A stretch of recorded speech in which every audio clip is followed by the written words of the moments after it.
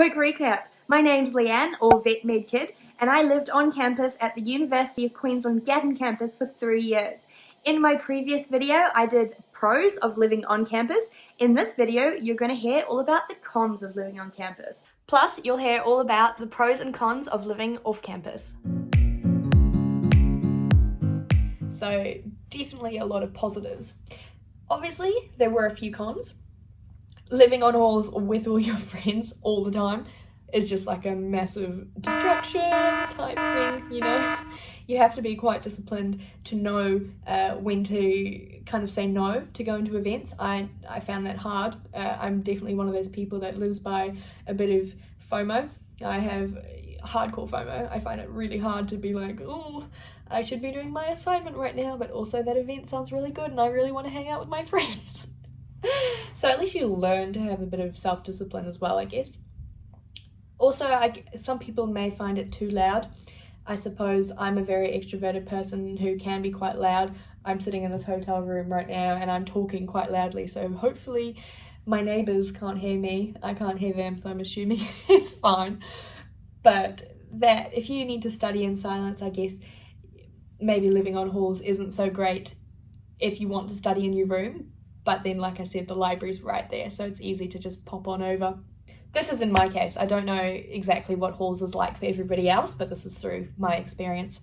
In contrast, it can be too quiet as well. At UQ Gatton, we have what's called SWAT-VAC. So that's our study period, the little break we have before exams actually start. And during SWAT-VAC and then all the way through study period, you have to be entirely silent when you're on halls, which is great for people that need silence, but also for me, I'm like, I can't be this silent, because you're literally not allowed to make any sound. And that got difficult. I would literally go to the library so that I could talk to people. So I understand why it's there. I mean, some people study late and then are sleeping during the day, and other people are up during the day and sleeping at night and all that kind of thing. So it makes sense. So why did I eventually move off halls if I was absolutely loving it there? Well, after my third year, I decided that I would like a little bit of independence. A lot of my friends moved off after their second year. So what you kind of find is most people stay for 2 years and then will go off and live off halls for their third year of their degree. A lot of people, if their degree is only 3 years long, they'll stay on halls the entire time. I moved off at the start of my fourth year and I moved into a house with 3 of my best guy mates from vet, and they were in my cohort, and I absolutely loved it. I think having been on halls in the first place, I was able to kind of figure out who I wanted to live with and make those friends. Because for me, I flew over from New Zealand, so knew literally nobody in Australia. So if I was going to start flatting in the first place, I would have to go with random people that I didn't know, which didn't really appeal to me. So that's a great thing about living on halls. At least you can find out who you think you could live with in a house. And I absolutely loved living off halls, as I said. Pros, you get housemates, and they're people that you actually enjoy living with. I now live with 2 girls because we've moved out of that house since then, and I live with 2 of the girls that are in my cohort who I'm really close with as well. Another pro is you're not living in a square box. You've got a lounge and a kitchen and the other bedrooms and a backyard and all that you can move around in, rather than having to do your studying, you're hanging out with friends, you're sleeping all in one little square box, as you would have to do in halls. Or in halls as well, if you go into the lounge or something, it's a community space, so it's never quite the same as living in your own house. With that, there's also more options of places to study, and I mean, sometimes I liked having to drive to the library and make a day of it, because then I was like, well, if I'm going to the library, I might as well actually do something and be productive for the entire day, because I'm there now, got my lunch, got my dinner if I need it as well. So it made me kind of focus a bit more, I guess, and use more, get more out of my time at the library. I think food is a pro if you like to cook. For me, I will admit I learned how to cook when I moved off halls. Prior to that, I could make toast, make a cup of tea, make cereal. I don't know. I mean, baked beans on toast, that kind of thing. Noodles. Like, I was not a chef. So I had to learn how to put things together, and it took me some time. I didn't really enjoy being in the kitchen either, but I know that a lot of people like actually being in the kitchen and being able to bake and cook and all that kind of thing. So I guess it's a pro. One thing I do like about it is you get to choose your own diet, so you didn't have to just eat whatever was put in front of you. So that was definitely a big pro for me.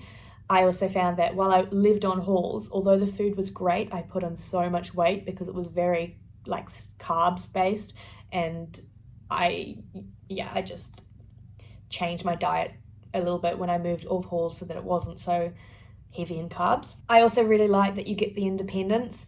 I got my first car when I moved off halls, and that I felt like an adult, really. I had my own place. I had my own car. I could do what I want when I wanted to, you know, like really gave me that kind of boost that I needed. So yeah, I felt like more of an adult. And then moving on to the cons, your housemates could be cons. Like I said, I got on so well with the boys and I get on so well with the girls. So I didn't find the housemates to be cons for me at all. But I mean, you hear those horror stories about people that are just absolutely shocking with hygiene and just disgusting to live with and that. But like I said before, if you've been able to live on halls and choose people that you think you'll live really well with, then at least you don't have to worry about that. Then also, I guess a con, which having to get a car could be a con for you, because obviously now you can't just walk to uni, and then you have to actually wake up earlier because now it takes time to get to uni, as opposed to just rolling out of bed and like rocking up at the lecture because you could walk there. So definitely there's a lot of pros to both. There are cons to both as well. For me, I would recommend anybody, especially if you're going to UQ Gatton and you don't know people there or anything, I would recommend starting out in halls life and then moving off and trying flatting. A couple of tips from me if you are going to live in the Gatton area for flatting. There is Gatton, Forey, Laidley and Plainlands that people tend to live in. Gatton is kind of a quiet area but not like super quiet. It's like the main town part of where the university is. When I say quiet, I mean like study, like less parties type thing. Forey, which is Forest Hill, is kind of known more as the party zone. And then Laidley and Plainlands, it's a little bit more quiet than Gatton. All great places to live. They're about 20 minutes from the uni, each of them 10 minutes.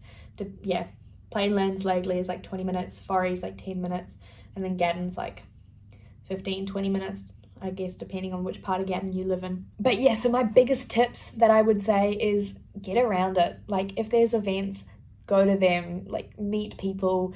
Don't be afraid to kind of put yourself out there, but also be disciplined. It's important to realize that, yeah, events are great, but also you are there to study, you're there to get your degree. So make sure that you're focused on that. You don't want to be failing courses. I know there's that thing where it's like, you can't retake a party, but you can retake a course, which is fair, but also retaking a course is so expensive, and then you've lost out on that, I don't know, like another semester or something that you could have finished earlier. So yes, enjoy the events, but make sure that you stay up to date enough with your studies that you can still pass, and enjoy life. I reckon I did enjoy the events. I do enjoy the events. I'm not one of those people that can just study. I have to do other things. I'm involved in netball and touch rugby, all just social things. I go to the gym occasionally. I probably should avoid, not even say that because it's not even enough to count. But I go sometimes. Hang out with your friends.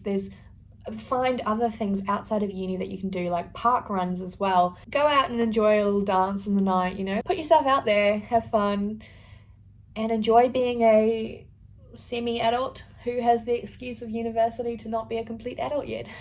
As always, if you enjoyed this video, hit like, hit subscribe, and change your notifications so that you can know whenever I post a new video. Cheers, guys!